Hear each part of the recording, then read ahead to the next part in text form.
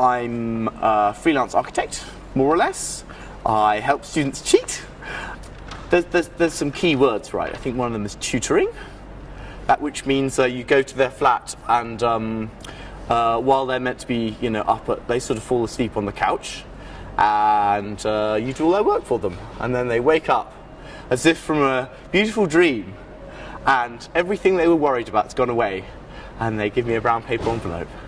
You get a whole different crowd. You get the people who, at the beginning, you get the sort of truly committed, lazy, rich student. Who know exactly who they are, they've got self-awareness. And then at the end it's the people who thought they could do it, or sort of self-deluding and just need someone to do everything at the last minute, and they pay lots of money but stress you out enormously because you have to actually do like a month's work in 2 nights. But in Palace, good thing with this is you get a sort of steady cavalcade of international tourists. There'd be a very entrepreneurial species of sort of American or East Asian who'd come with a big book which would say Europe, and they're going to do it in 5 days or like 7 days, and they're doing a day in London, and then they're doing a day trip which would be Oxford in the morning, Stonehenge in the afternoon, back to London, off to Paris the next day. And those people, you can pretty much say whatever you like to. You get good, Is it pre-war? The internet knows all the facts. You can just get them on your smartphone going around. You're everything that's not the phone.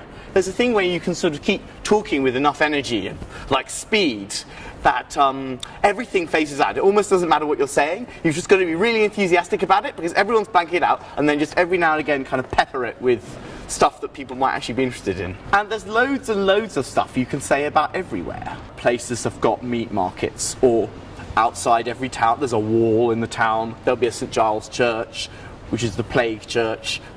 And you can there's St. Giles Street. This is where the church on the outside of town where people weren't allowed to go in, and there'd be a thing through the wall, or you could say, this is called Shambles, so it's where the meat market used to be, or, this is Cheapside, or Cheap Street, which means shopping, and then you can there's always stuff you can kind of just guess.